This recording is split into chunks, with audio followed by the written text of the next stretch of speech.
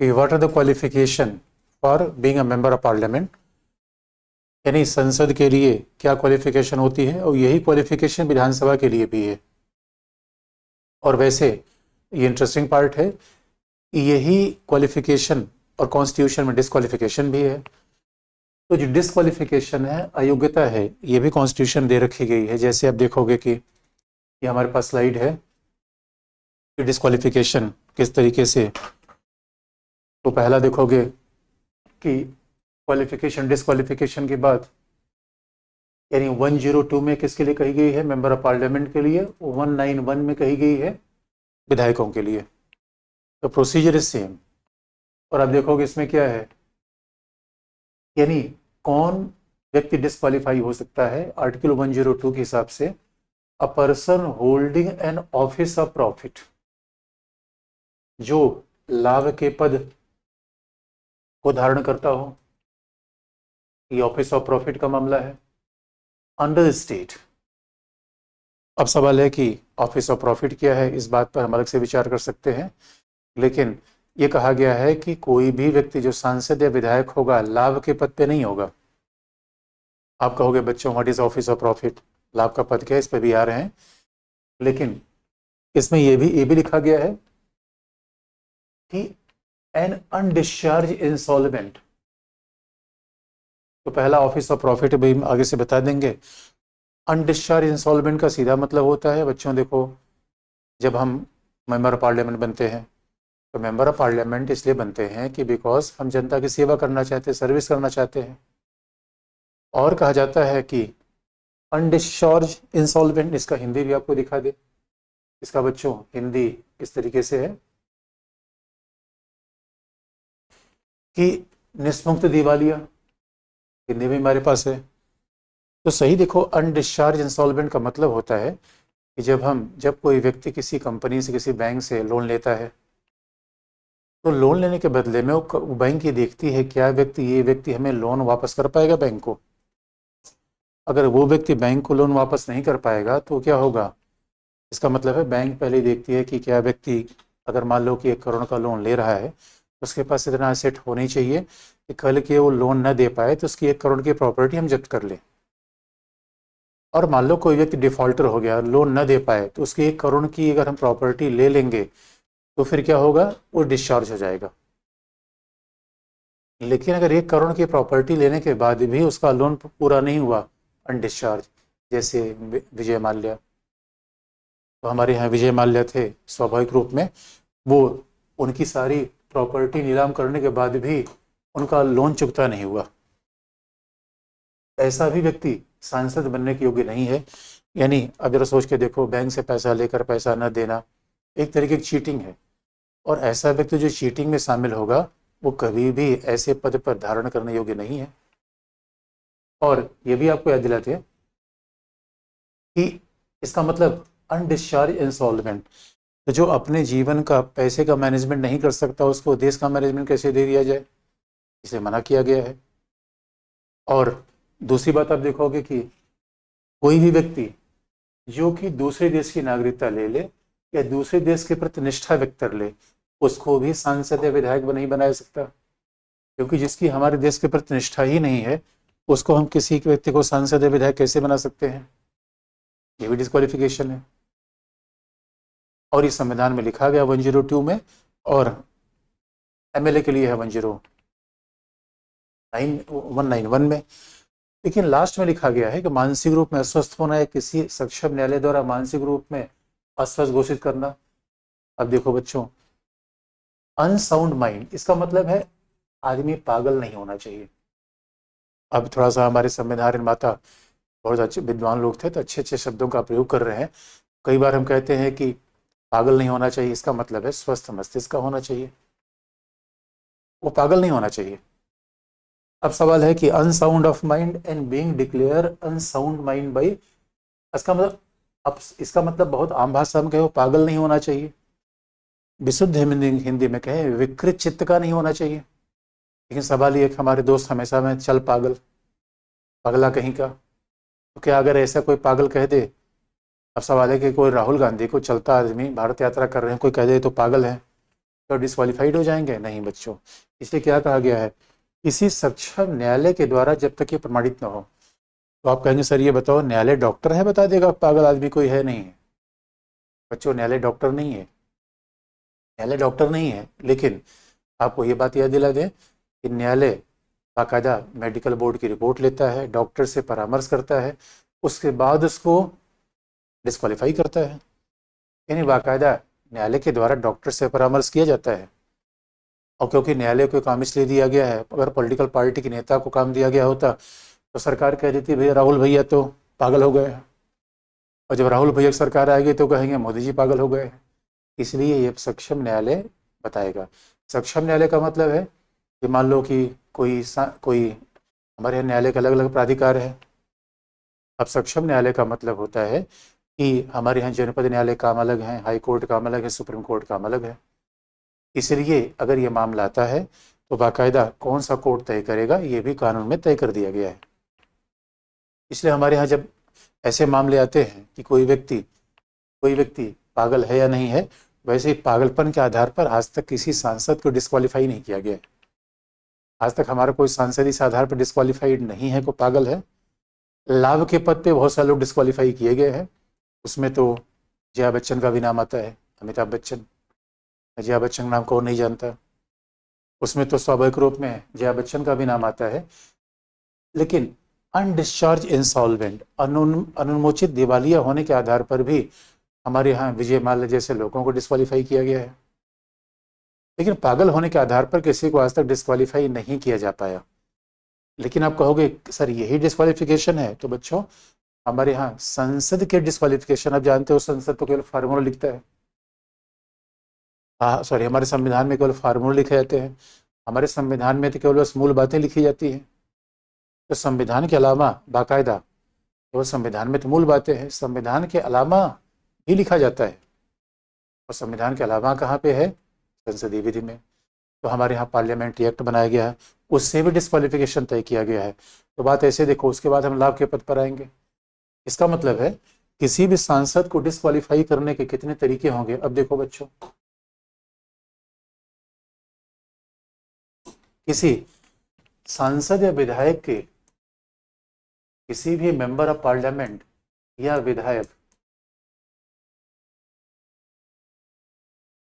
किसी भी एमपी या एमएलए को डिस्क्वालीफाई करने के, अयोग्य करने के अनेक आधार हैं। Multiple basis for disqualifying a member of parliament और मेंबर ऑफ लेजिस्लेटिव असेंबली। तो मल्टीपल बेसिस क्या है? पहला जो भी हमने देखा कॉन्स्टिट्यूशन के द्वारा, that is given through constitution. और कॉन्स्टिट्यूशन का मतलब है जो आपने 102 में अभी हमने देखा, 102 और 191 में ये कॉन्स्टिट्यूशन दिया गया है। और वही जो कि विकृत का ना हो, दिवालिया ना हो, विदेशी राज्य की नागरिकता न ले लिया हो। और सवाल है, आप कहोगे सर अगर मान लो कि ये डिस्क्वालिफिकेशन है तो इसका अंतिम निर्धारण कौन करेगा? अगर संविधान के आधार पर कोई अयोग्य है, उसका अंतिम निर्धारण संसद का मामला होगा राष्ट्रपति करेगा, विधायक का मामला होगा राज्यपाल। That is decided by the president and governor.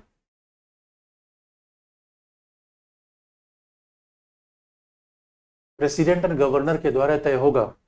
बात ध्यान में रखने की है, ये प्रेसिडेंट और गवर्नर तय करेगा, लेकिन इलेक्शन कमीशन की सलाह पे। ये सलाह किससे ली जाएगी? निर्वाचन आयोग। क्योंकि देखो निर्वाचन आयोग, इलेक्शन कमीशन ऑफ इंडिया एक तटस्थ संस्था है। ये ध्यान में रखा गया है, इलेक्शन कमीशन ऑफ इंडिया, ये election commission of India recommendation देगा। क्योंकि हमारे यहाँ तो ये काम पार्टी को नहीं दिया गया, सरकार को नहीं दिया गया। तो पार्टी सरकार को काम दे दिया जाए फिर तो किसी को भी डिस्क्वालीफाई कर देगी। इसलिए ये काम हमारे यहाँ दिया गया है निर्वाचन आयोग को, जो एक तटस्थ संस्था है, निष्पक्ष संस्था है, वो अंपायर की तरह काम करेगी और राष्ट्रपति को सलाह देगी। अब इसी मामले पर आपने देखा होगा, इसी मामले पर अभी आपने देखा होगा शिबू सोरेन, शिबू सोरेन के पुत्र हेमंत सोरेन, झारखंड मुक्ति मोर्चा के निर्माता शिबू सोरेन के पुत्र हेमंत सोरेन, उनके ऊपर अभी आरोप है केवल लाभ के पद पे हैं। और संयोग की बात है कि इलेक्शन कमीशन ऑफ इंडिया ने ये रिकमेंडेशन राज्यपाल को दे दिया है। अब लाभ के पद पे कौन है नहीं है, क्योंकि आप कहोगे दोस्तों लाभ का पद है, ये अलग से बता देंगे, लेकिन शिबू सोरेन के खिलाफ अभी मामला आया है, जया बच्चन के खिलाफ पहले मामला आ गया था। अब यही करंट अफेयर की बात है, अगर मान लो कोई नया नाम आ जाएगा तो करंट अफेयर हो जाएगा। इशू बहुत पुराना है कि हमारे यहाँ अगर कोई संविधान की अयोग्यता, और संविधान की अयोग्यता क्या है, जो अभी मैं आपको बताया है कि 10 ये संविधान में लिखी हुई अयोग्यता है। दूसरा दूसरा बच्चों देखोगे आप, हमारे यहाँ संसद या विधायक कैसे डिस्क्वालीफाई होता है, तो प्रेसिडेंट या गवर्नर तय करेंगे कि कोई व्यक्ति क्वालिफाइड है, डिस्क्वालीफाइड है, ये इलेक्शन कमीशन ऑफ इंडिया के रिकमेंडेशन पे वो तय कर देंगे। आप जरा सोच के देखिए, ये इलेक्शन कमीशन ऑफ इंडिया के रिकमेंडेशन पे तय करेंगे, लेकिन ये भी बात ध्यान में रखने की है कि सांसद या विधायक क्वालिफाइड है या डिस्क्वालीफाइड है, और भी तरीके इसके हैं। ये तो इलेक्शन कमीशन ऑफ इंडिया तय करेगा। अब शिबू सोरेन के हेमंत सोरेन के मामले में क्या होगा, अभी तो आने वाला राज्यपाल बताएगा। राज्यपाल को इलेक्शन कमीशन ने रिकमेंडेशन दे दिया है, लेकिन राज्यपाल ने अभी तक अपने पत्ते खोले नहीं है, और राज्यपाल क्या करेगा क्या नहीं करेगा वो आगे आप समय देखेंगे। दूसरी बात एक और है, अयोग्यता जन प्रतिनिधित्व अधिनियम से, रिप्रेजेंटेशन ऑफ पीपुल्स एक्ट से। अभी आपने देखा होगा कि राहुल गांधी की सदस्यता का मामला आया था, रिप्रेजेंटेशन ऑफ पीपुल्स एक्ट 1951। और आप ये बात ध्यान देने की है दोस्तों, रिप्रेजेंटेशन ऑफ पीपुल्स एक्ट। और आप याद रखो, जहां एक्ट आ जाए इसका मतलब है ये मामला संविधान का नहीं है, ये मामला पार्लियामेंट्री एक्ट का है। इसका मतलब है, क्योंकि संविधान में सारी बात नहीं लिखी जा सकती, हमने कई बार बताया है, संविधान में केवल ब्रीफ में ये फार्मूला लिख दिया जाता है कि आखिर में क्या डिस्क्वालिफिकेशन के बेस है। उसके बाद कौन लिखता है, पार्लियामेंट्री एक्ट। इसके बाद पार्लियामेंट्री एक्ट बनाती है, और संसद ने कानून बना दिया 51 में। और आपने कभी से करंट अफेयर का मामला है, अभी राहुल गांधी के मेंबरशिप का मामला था। आपने देखा होगा पुट्टुचेरी के एक सांसद का मामला था, क्योंकि पुट्टुचेरी का सांसद के मामला राहुल गांधी का मामला था क्या, जो अभी पुट्टुचेरी के सांसद राहुल गांधी का मामला था वो इससे नहीं जुड़ा था, संविधान से। हेमंत सोरेन का मामला संविधान की डिस्क्वालिफिकेशन जुड़ा हुआ है, राहुल गांधी का मामला दूसरे पार्ट से जुड़ा हुआ है। असह्यों की बात है मेरे बच्चों, इंदिरा गांधी डिस्क्वालीफाई हो गई थी। इंदिरा गांधी को डिस्क्वालीफाई किया गया था सांसद के रूप में जब वो रायबरेली सीट से चुनाव जीती थी, लेकिन उनके खिलाफ आरोप आया कि उन्होंने रायबरेली सीट में चुनाव जीतने के लिए अवैध तरीकों का प्रयोग किया, करप्ट प्रैक्टिसेस का प्रयोग किया। आप बच्चों को कहोगे करप्ट प्रैक्टिसेस क्या है, तो रिप्रेजेंटेशन ऑफ पीपुल्स एक्ट में लिखा गया है कि भ्रष्ट आचरण क्या है। रिप्रेजेंटेशन ऑफ पीपुल्स एक्ट में बात लिखी गई है कि भ्रष्ट आचरण क्या है, यानी रिप्रेजेंटेशन ऑफ पीपुल्स एक्ट में किसी व्यक्ति की सदस्यता को रद्द किया जा सकता है, पहला on the basis of corrupt practices.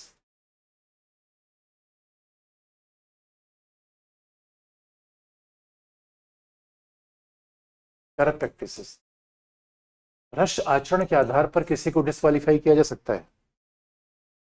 अब आप कहोगे भ्रष्ट आचरण क्या है, तो मेरे बच्चों अब मान लो कि भ्रष्ट आचरण का मतलब है पैसा देकर चुनाव जीतना, और इंदिरा गांधी के ऊपर यह आरोप था, इंदिरा गांधी को रायबरेली सीट से डिस्क्वालीफाई किया गया था, और इलाहाबाद हाई कोर्ट ने डिसीजन दिया था। जगमोहन लाल सिन्हा उस समय इलाहाबाद उच्च न्यायालय के न्यायाधीश थे, और बड़ी गजब की बात यह है उस इलाहाबाद हाई कोर्ट ने इंदिरा गांधी को डिस्क्वालीफाई किया जहां इंदिरा गांधी के पिता नेहरू और उनके दादा मोतीलाल नेहरू दोनों लोगों ने प्रैक्टिस की थी। इसलिए बच्चों हमारे रूल ऑफ लॉ है, हमारे विधि का शासन है, कोई विधि से बड़ा नहीं है, प्रधानमंत्री भी विधि के अंतर्गत आता है। तो उनके ऊपर भ्रष्ट आचरण का मतलब कई तरीके हैं। आजकल आप देखते हो करप्ट प्रैक्टिसेस, लोग शराब पिला के वोट ले लेते हैं। आप कहोगे सर ये बताओ शराब पिला के वोट तो लिया, डिस्क्वालीफाई नहीं हुए। बच्चों यही तो प्रॉब्लम है, कई बार कानून हमारे यहाँ होता है लोग उसके एक्ट नहीं करते, पैसा देकर वोट लेना भ्रष्ट आचरण है, सरकारी अधिकारियों का प्रयोग करके वोट लेना करप्ट प्रैक्टिसेस है, ये बाकायदा। और अभी तो ये भी कह दिया गया धर्म का प्रयोग करके चुनाव जीत जाना रिप्रेजेंटेशन ऑफ पीपुल्स एक्ट के हिसाब से करप्ट प्रैक्टिसेस है, ये भ्रष्ट आचरण है। यानी धर्म का प्रयोग करके चुनाव जीत जाना ये अपने आप में करप्ट प्रैक्टिसेस है, भ्रष्ट आचरण है।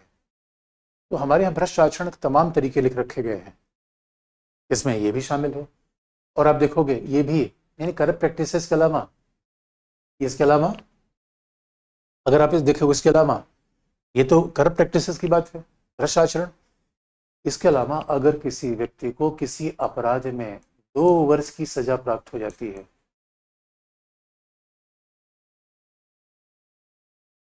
2 वर्ष या उससे ज्यादा की सजा, any person is convicted by court of law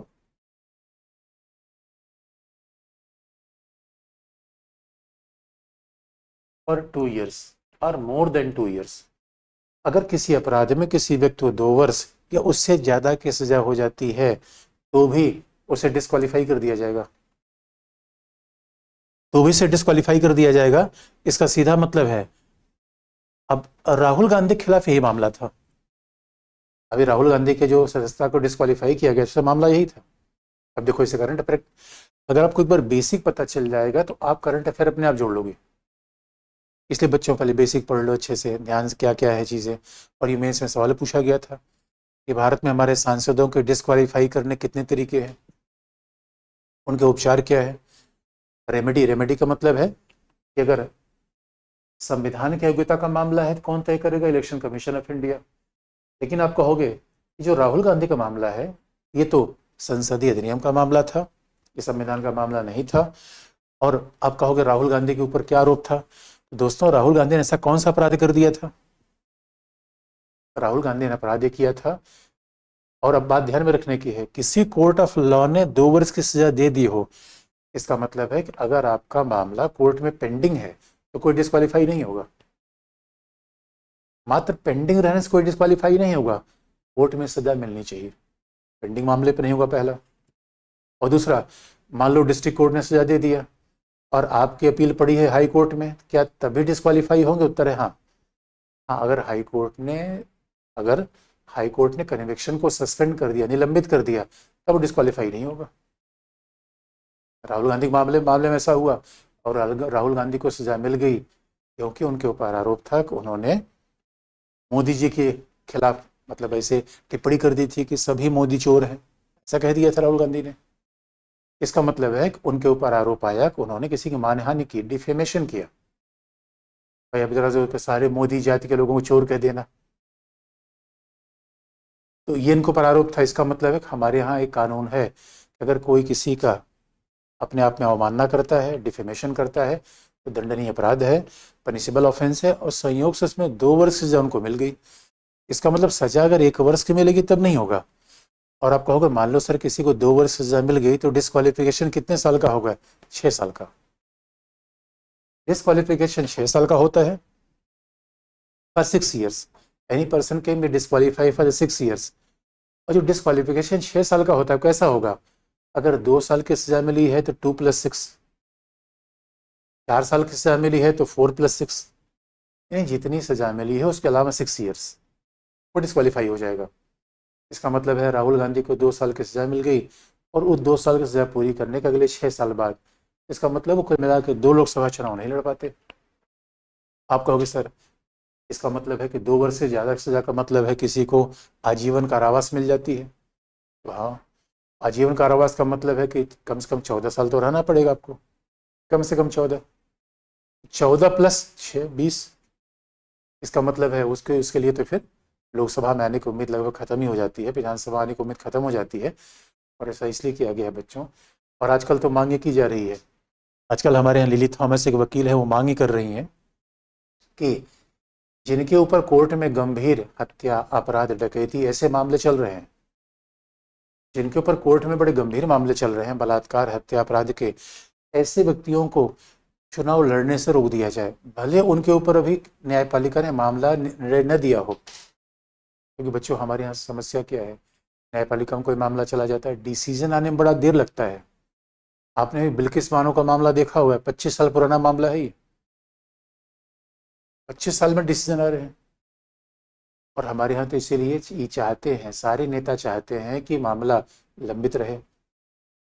इसलिए बच्चों अभी कुछ दिनों पहले सुप्रीम कोर्ट ने कहा जितने नेता हैं, क्योंकि हमारे यहाँ कानून ये है कि unless somebody is proven guilty he और सी इज इनोसेंट, जब तक किसी व्यक्ति को न्यायपालिका ने दंडित नहीं किया है तब तक वो निरपराध है। और न्यायपालिका के दंड करने में 25 साल लगेंगे, इसका मतलब तब तक वो तो निरपराध रहेगा। ये बहुत बड़ी समस्या है। इसीलिए न्यायपालिका ने भी क्या कहा, न्यायपालिका ने कहा भाई फास्ट ट्रैक कोर्ट बनाओ। फास्ट ट्रैक कोर्ट का मतलब है जो हमारे ऊपर सांसद विधायकों के मामले हैं उनको धड़ाधड़ निपटाओ।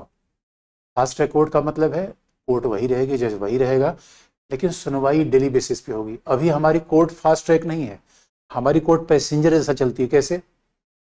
एक बार आप मामला लेकर आएंगे, एक केस पड़ेगी, और जो केस की डेट पड़ेगी 6 महीने में एक बार पड़ेगी, और 6 महीने जो एक बार हम गए कोर्ट में तो पता चला वकील साहब नहीं है, अगली बार गए तो जज साहब नहीं है, दोनों है तो हड़ताल हो गई। यानी समझ लो सामान्य मामलों में सालों साल तो आपकी सुनवाई होती ही नहीं, सुनवाई ही नहीं होती।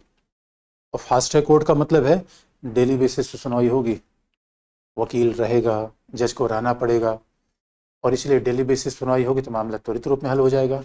इस अभी आपने देखा होगा कि यूपी में जो अतीक अहमद के खिलाफ फास्ट ट्रैक कोर्ट ने सजा सुनाई थी, अफजाल अंसारी के खिलाफ फास्ट ट्रैक कोर्ट ने सजा सुनाई थी। और इसलिए, और एक बात याद रखो दोस्तों, हमारे जो सांसद विधायक अगर उनके ऊपर हत्या अपराध के मामले लगेंगे, जरा सोच के देखो फिर संसद पे कौन भरोसा करेगा।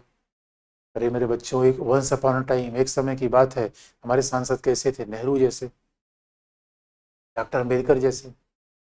और नेहरू डॉक्टर अम्बेडकर जैसे सांसदों के बजाय अब सांसद कैसे आ गए? तमंचे पे डिस्को कर रहे हैं।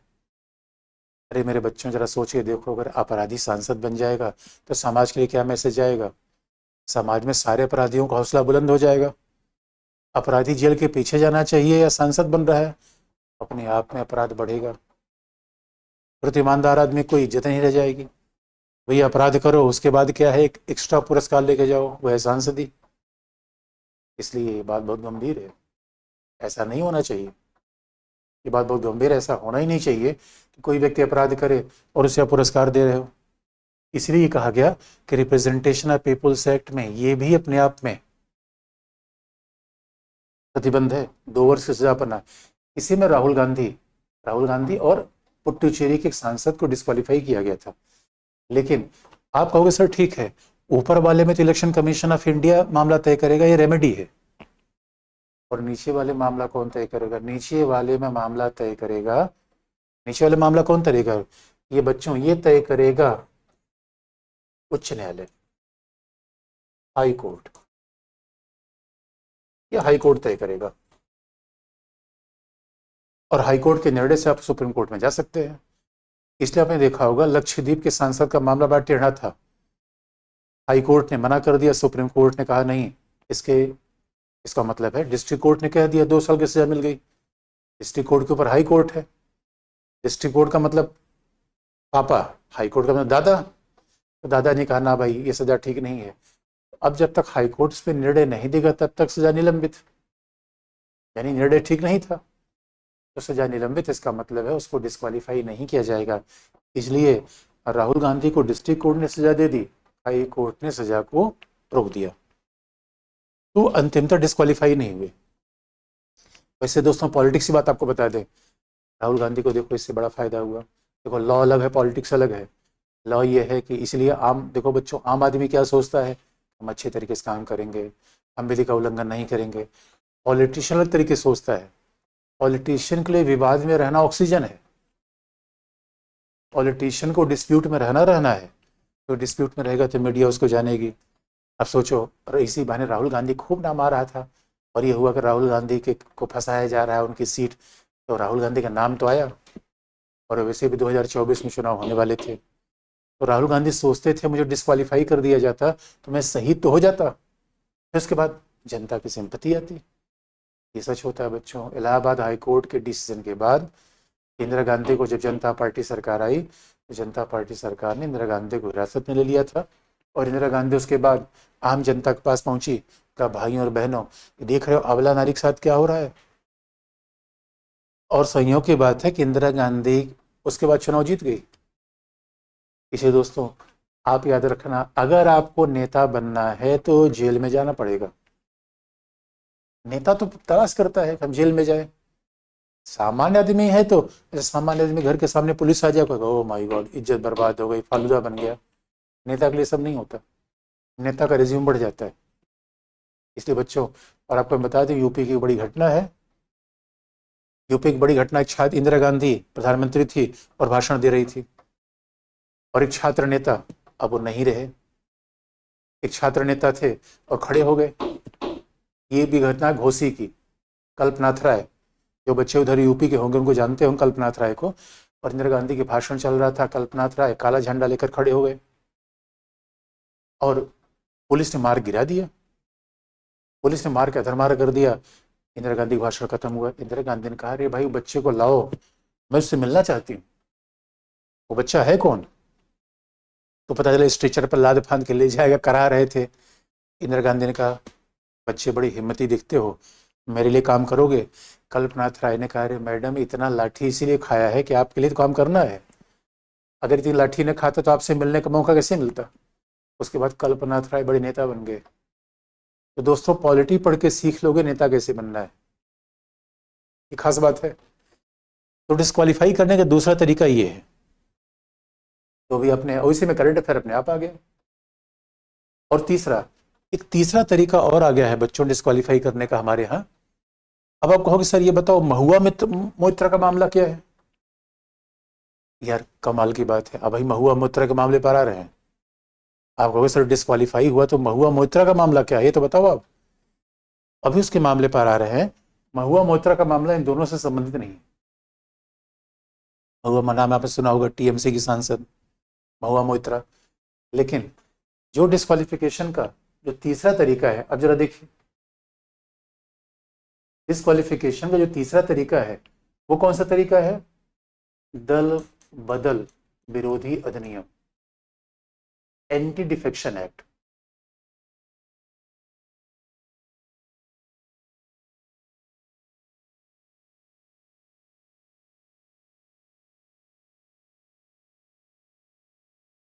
दल बदल विरोधी अधिनियम, एंटी डिफेक्शन एक्ट। बच्चों ये आया हमारे यहाँ संविधान संशोधन से, यानी संविधान संशोधन 52वां 52nd संविधान संशोधन 52nd से हमारे यहाँ 52nd से हमारे यहाँ आया है दल बदल विरोधी अधिनियम। और 91st अमेंडमेंट के द्वारा इसको और थोड़ा चेंज किया गया। और अच्छा ध्यान रखने की है, नाम लिखा एक्ट। अरे संविधान का भाग एक्ट नहीं होता बच्चों, संविधान में आर्टिकल होता है। लेकिन इसको लोकप्रिय तौर पर कहा जाता है एंटी डिफेक्शन एक्ट, क्योंकि इससे संविधान में हमारे यहाँ 10वीं अनुसूची जोड़ी गई, 10th शेड्यूल, 10वीं अनुसूची जोड़ी गई। अब ये जो 10th शेड्यूल है, दल बदल का मामला है, 10वीं अनुसूची है, अब ये बड़े विवाद का विषय है। अब महाराष्ट्र का पूरा केस आप देखोगे, बड़े विवाद का विषय चल रहा है। महाराष्ट्र में पूरा वही मामला चल रहा है अभी। तो आपको कहने पे करंट अफेयर, लेकिन इसमें कुछ करंट, सारे सैद्धांतिक बातें हैं। अब करंट अफेयर क्या है, वो सब केवल करंट अफेयर बच्चों घटना होती है। इसलिए अब आप कहोगे दल बदल क्या है, और बच्चों फिर याद दिला देना, हमें भी लाभ का पद भी देखना है, महुआ मोइत्रा का मामला देखना है। बस दल बदल पर आने से पहले कि दल बदल क्या है इसका विस्तार करेंगे, ये भी तरीका है। लेकिन आपको याद दिला दे, दल बदल में कोई डिस्क्वालीफाई होता है तो ये तय कौन करता है? स्पीकर। अब एक बात, पूरी बात आपको याद दिला दें, फिर हम एक एक करके बात आगे बढ़े। लाभ का पद, दल बदल, दल बदल के, अगर कोई दल बदल के बारे में एंटी डिफेक्शन के मामले में डिस्क्वालीफाई हो गया तो who is authority to decide about disqualification? Speaker. अगर कोई जन प्रतिनिधि के मामले में डिस्क्वालीफाई हो गया तो कौन तय करता है? कोर्ट, उच्च न्यायालय। अपील की जा सकती है सुप्रीम कोर्ट में, ध्यान रखना डिस्ट्रिक्ट कोर्ट नहीं। और अगर कोई संवैधानिक मामले में डिस्क्वालीफाई हो जाता है तो कौन तय करता है? राष्ट्रपति या राज्यपाल। यद्यपि दल बदल का कानून भी संवैधानिक है क्योंकि 10th शेड्यूल में रखा गया है, लेकिन ये डिसीजन का अधिकार दिया गया स्पीकर को। और आगे बढ़ने से पहले आपको बता दें महुआ मोइत्रा का मामला, चौथा, फिर एक एक करके एक्सप्लेन कर दें। जो महुआ मोइत्रा का मामला है इन सबसे अलग है। चौथा,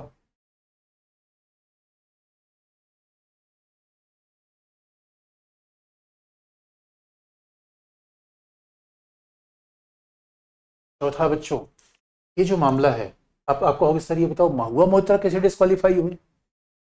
तो मेरे बच्चों, महुआ मोइत्रा ऊपर में 3 तरीका उनका डिस्क्वालिफिकेशन का नहीं था, वो तीनों तरीके उनके लिए सूट नहीं करते। तो महुआ मोइत्रा को डिस्क्वालीफाइड उस तरीके से किया गया है जो पहले घटना हो चुकी है। और पहली घटना थी बच्चों सोमनाथ चटर्जी। सोमनाथ चटर्जी स्पीकर थे और ये यूपीए सरकार घटना है।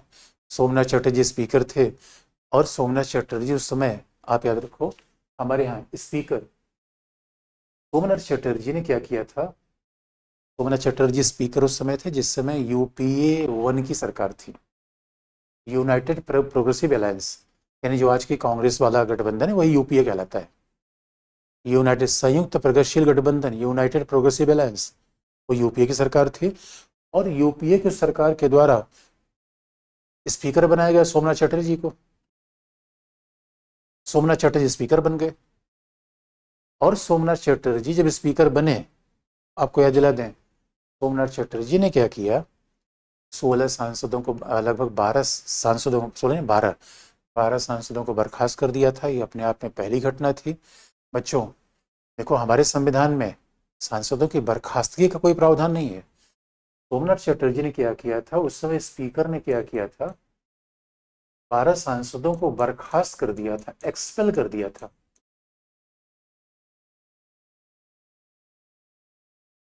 और इसका आधार न तो किसी विधि में है न किसी संविधान में है। एक्सपल्सन कर दिया था सोमनाथ चटर्जी ने। और उन 12 सांसदों पर आरोप क्या था? बच्चे नाहक फंस गए। जो महुआ मोइत्रा के ऊपर भी आरोप है कि इन्होंने, हीरानंदानी एक बड़ी व्यवसायी है, बड़ी बिल्डर है, इनके ऊपर आरोप है कि हीरानंदानी से बाकायदा इन्होंने पैसा लेकर सवाल पूछा संसद में।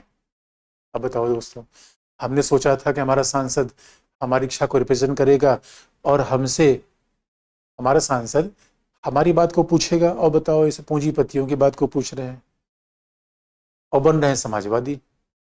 और महुआ मोइत्रा का नाम इसलिए अभी आ गया था, उन्होंने अडानी केस को खोला था। लोगों ने कहा भैया इनका भी कच्चा चिट्ठा खोला जाए। तो दोस्तों इसलिए कहा भी जाता है, अगर आपके घर शीशे के बने हों दूसरे घर पर पत्थर मत मारो।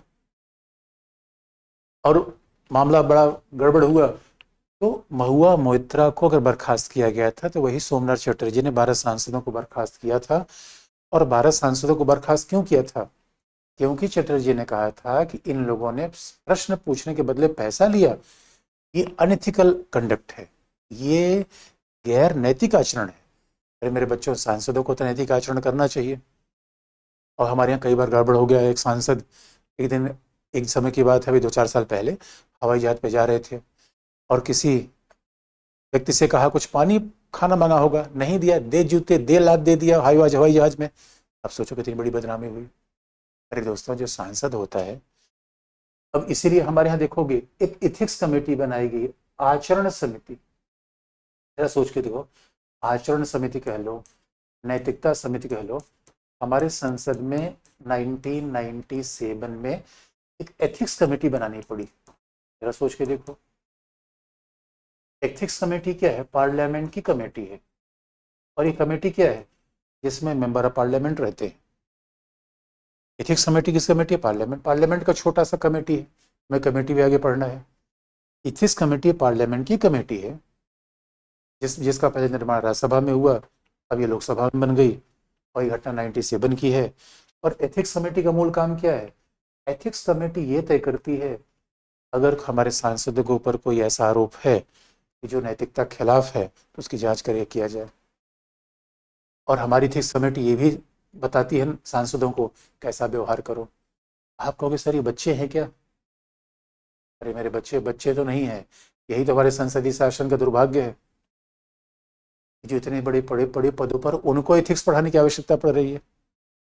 अरे भाई, कोई सांसद हो रहा है 30 साल के बाद, 25 साल के बाद, उनको आप एथिक्स क्या पढ़ाओगे?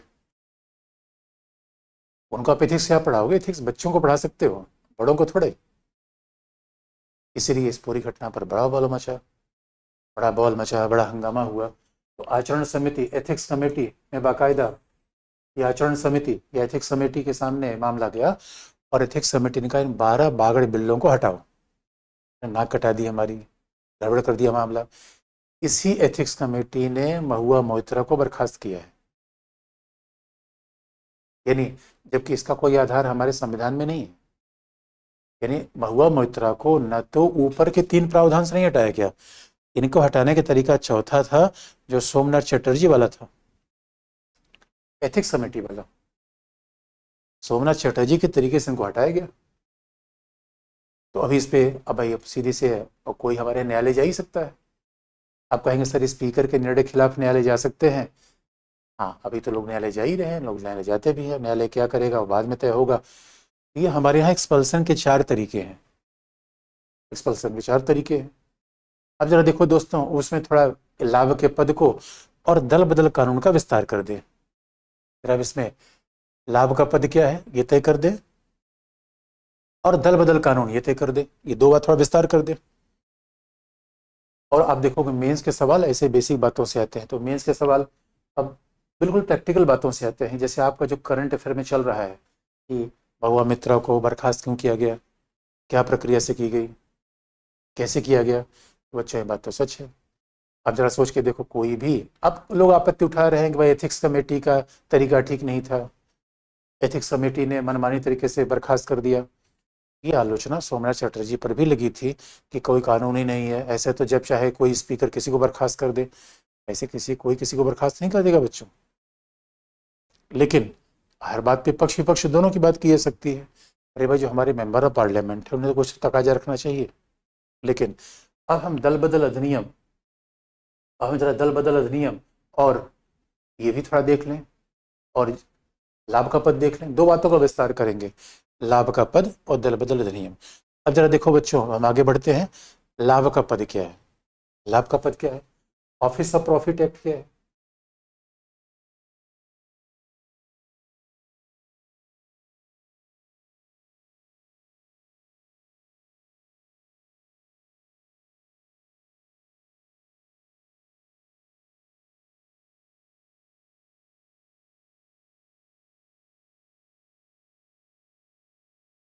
ऑफिस ऑफ प्रॉफिट, लाभ का पद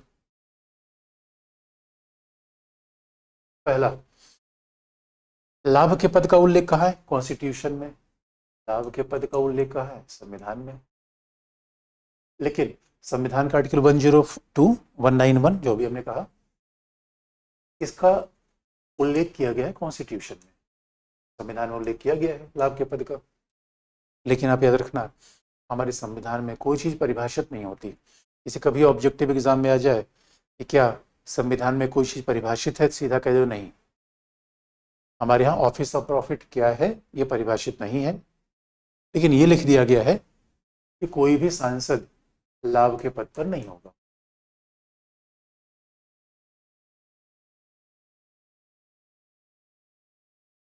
लाभ के पद पर नहीं होगा।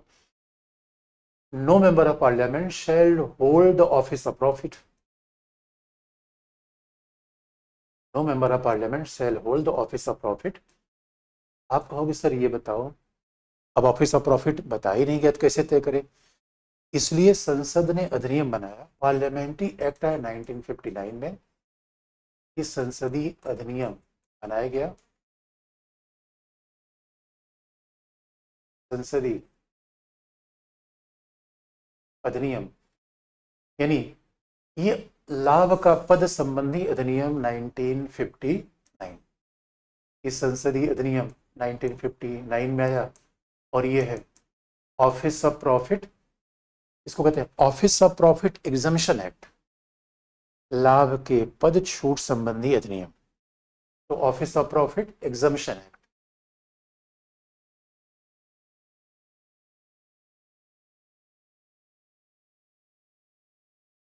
ऑफिस ऑफ प्रॉफिट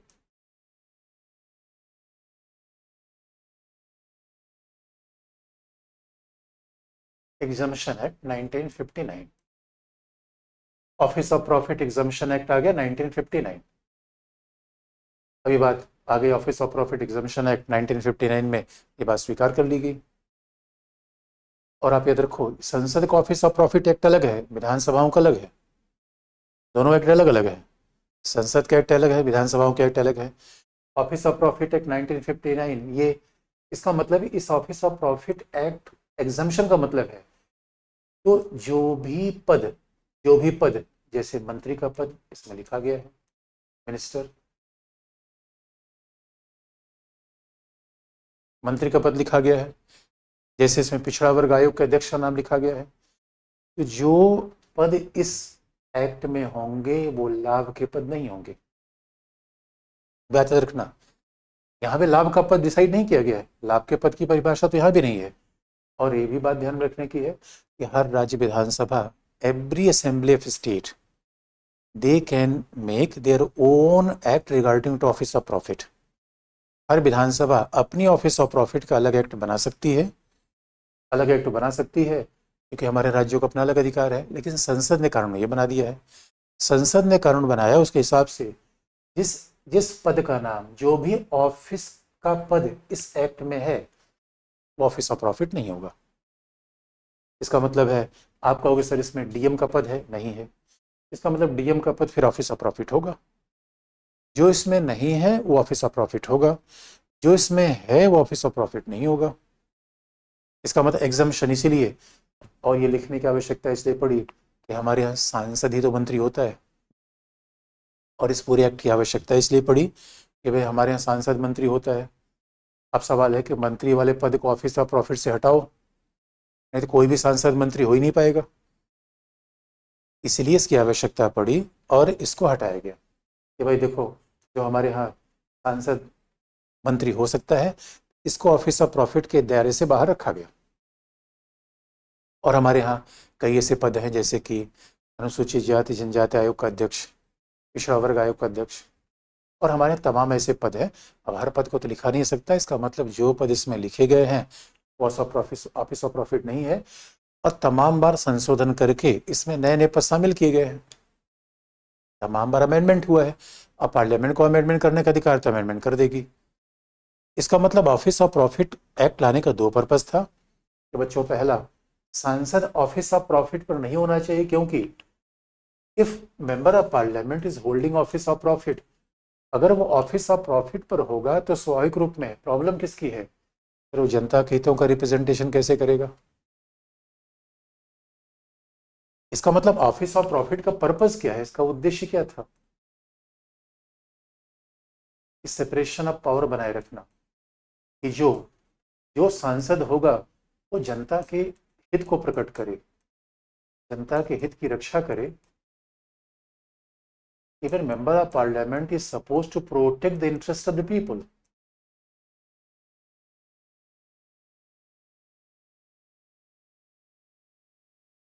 वो जनता के हितों की रक्षा करे, यही तो उसका पर्पस है। ऑफिस ऑफ प्रॉफिट का पर्पस ये है कि वो जनता के हितों की रक्षा करे। और दूसरी बात, मंत्रियों को भी सांसद बनाया जा सके, मंत्रियों को सांसद यानी सांसदों को मंत्री बनाया जा सके, नहीं तो कोई सांसद मंत्री बन ही नहीं सकता।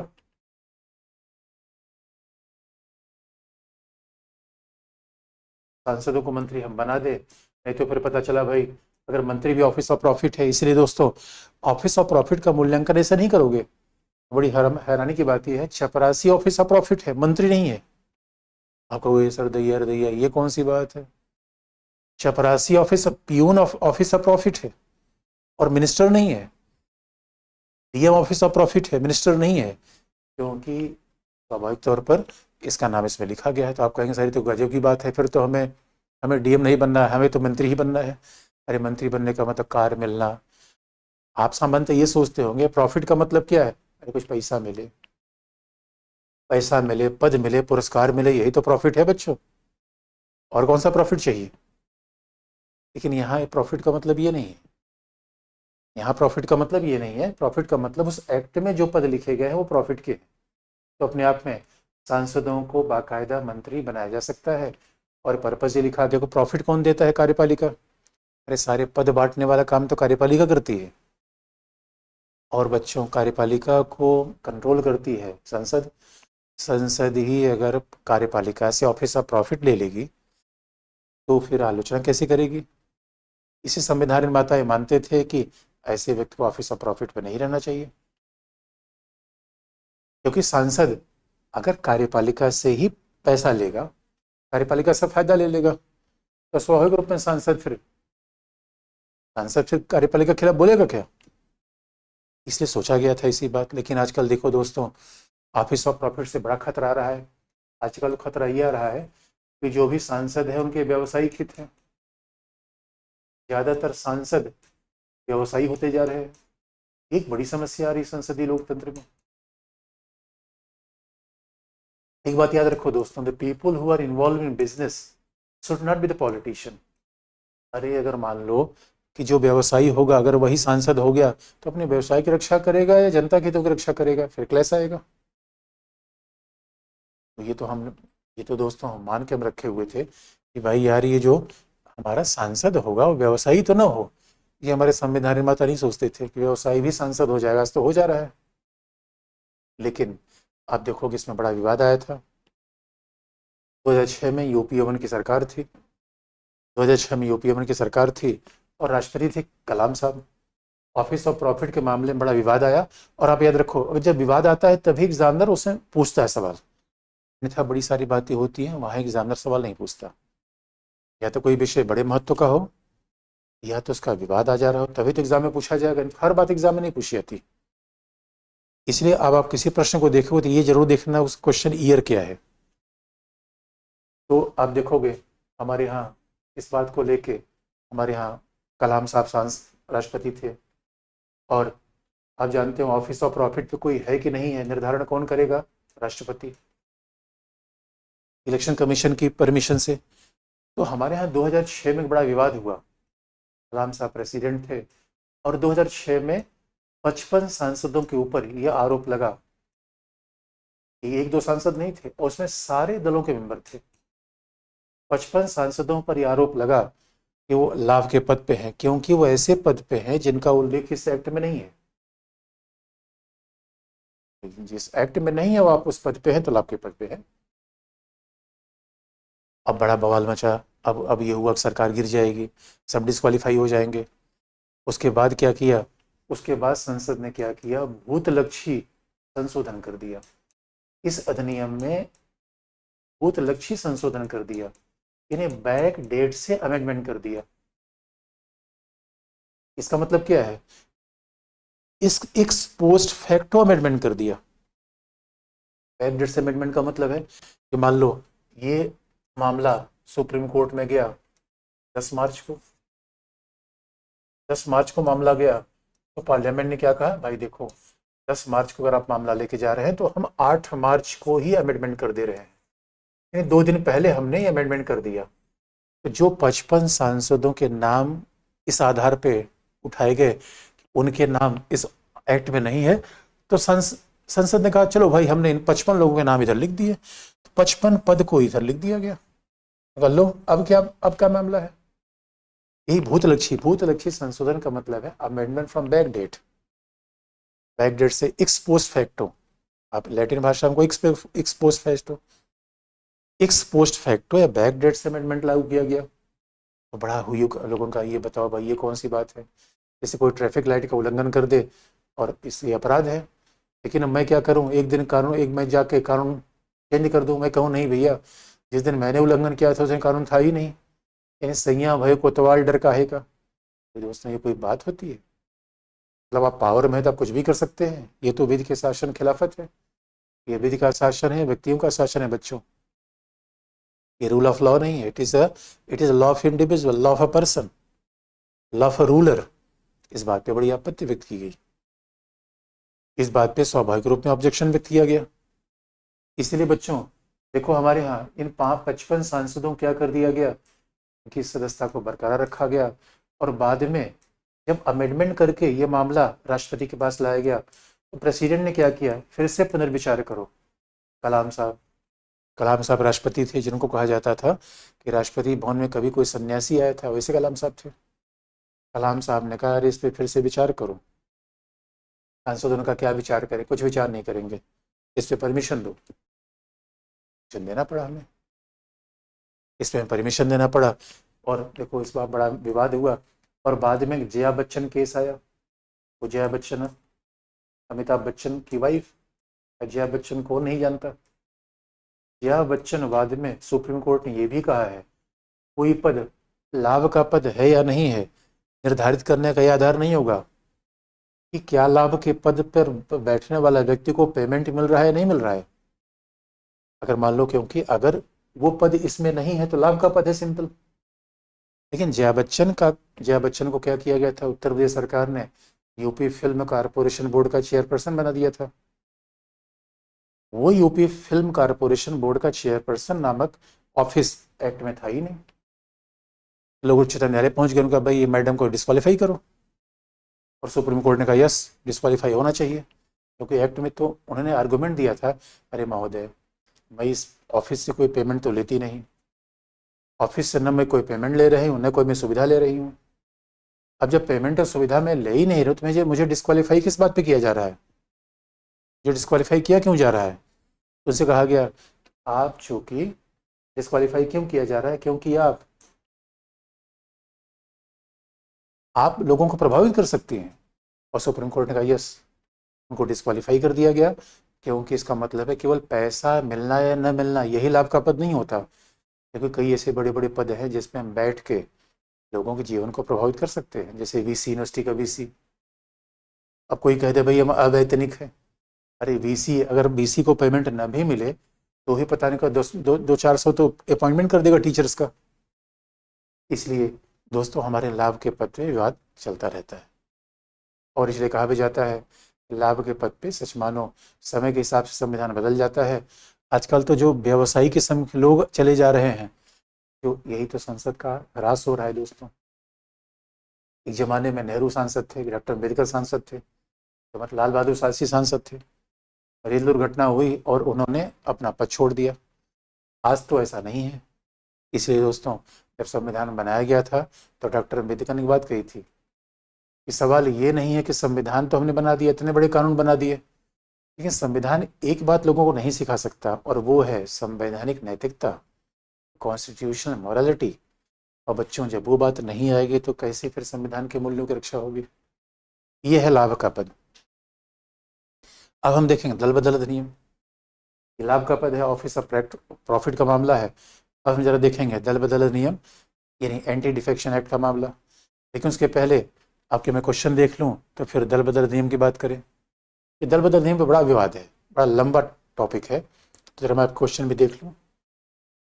और आपसे रिक्वेस्ट है कि हमेशा ऐसे क्वेश्चन पूछे जो लॉजिक एग्जाम के पॉइंट ऑफ व्यू से।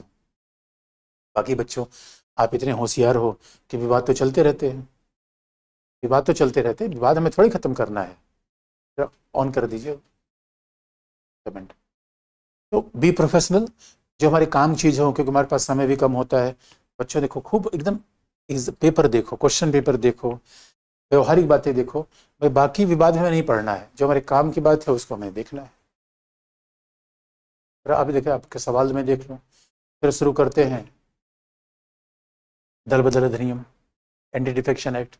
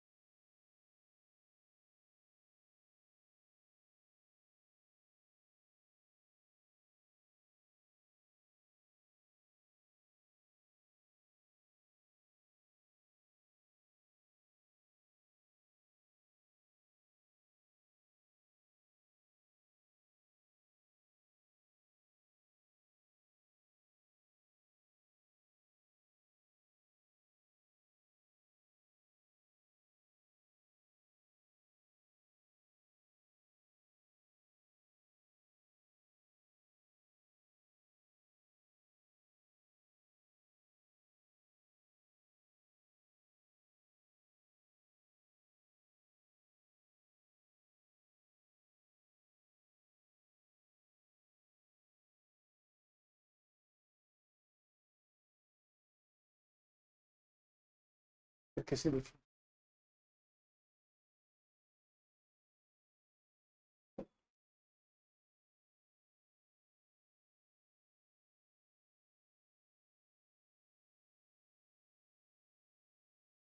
इस पे पीछे पीछे बैठ जाए क्या इसके पास, बैठ के देख ली, ऐसे तो दिखेगा नहीं।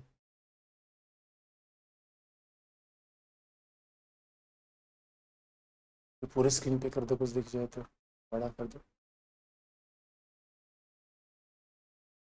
अच्छा, बच्चों ने पूछा, बच्चों ने पूछा है कि, हाँ देखिए तो,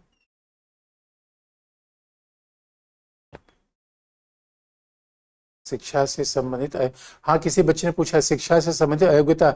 अरे नहीं बच्चे, क्योंकि देखो शिक्षा, अरे कोई शिक्षा की अयोग्यता नहीं है, क्योंकि याद रखो किताबें पढ़ के ही शिक्षा नहीं मिलती। दल विरोध, अरे बच्चे दल बदल तो हमने बताया नहीं, कैसे समझ में आएगा, दल बदल विरोधी अधिनियम कल बताऊंगा, कल बताऊंगा मैं। बहुत संसद,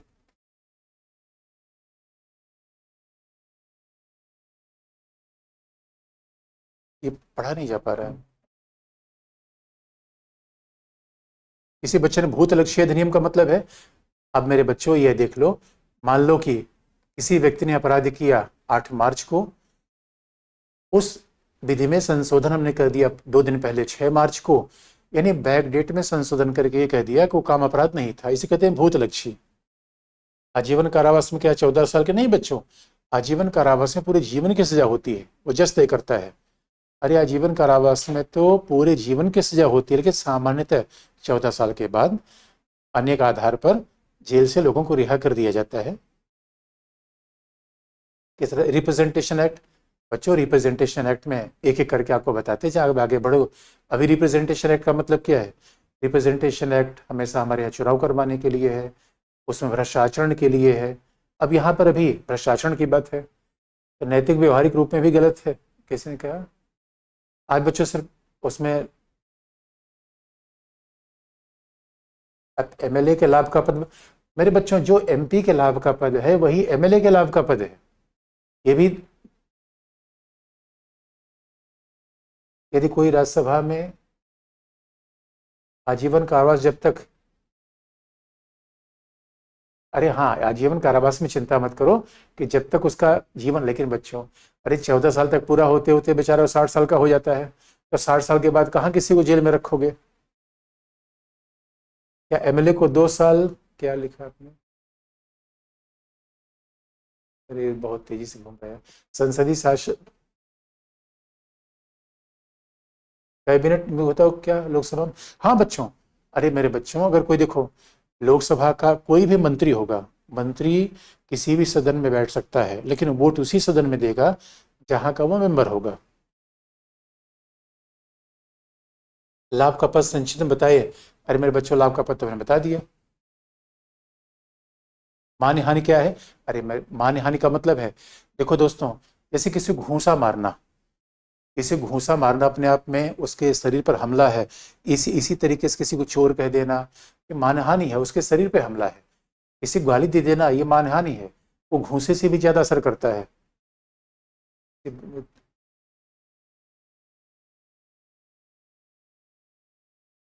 इलेक्शन कैसे, स्पीकर का, अरे स्पीकर का काम अभी और आपको बता देंगे, एक एक करके अभी आ रहे हैं।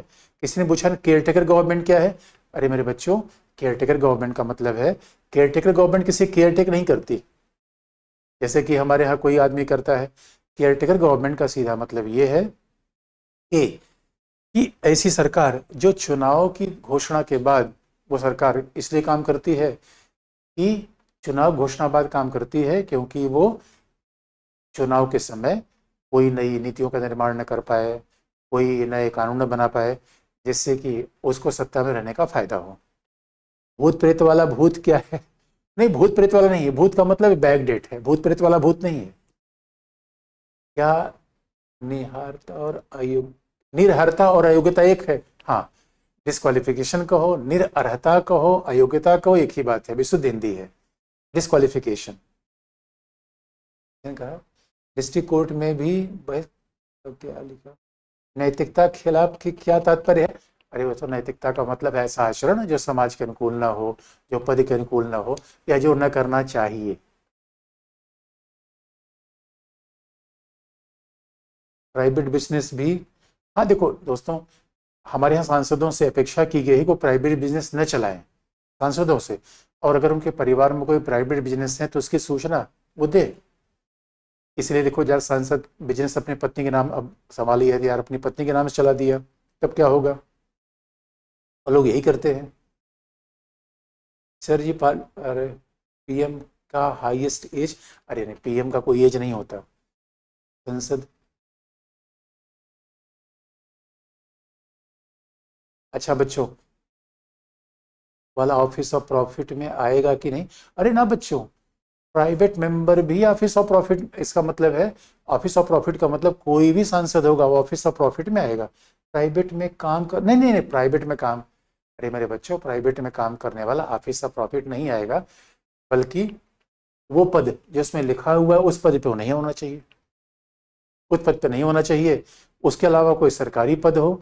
और हमारे यहाँ तो विश्वविद्यालय के प्रोफेसर का एक बहुत, प्रोफेसर और टीचर के लिए खास फायदा है, उनको तो पद पे रहने पे भी ऐसा अधिकार है कि वो जाके चुनाव लड़ सकते हैं। तो बच्चों आज थोड़ा सा, बाकी आप कल सवाल पूछ लेना, आज थोड़ा सा स्क्रीन काम नहीं कर रही है, इसलिए सारे सवाल का जवाब मुझे दिख नहीं रहा है। थैंक यू बच्चों, आज के लिए इतना ही, बाकी हम कल करेंगे। और कल हम बताएंगे दल बदल अधिनियम क्या है, दल बदल के बारे में विस्तार करेंगे कल। आज के लिए इतना ही। थैंक्स और बच्चों।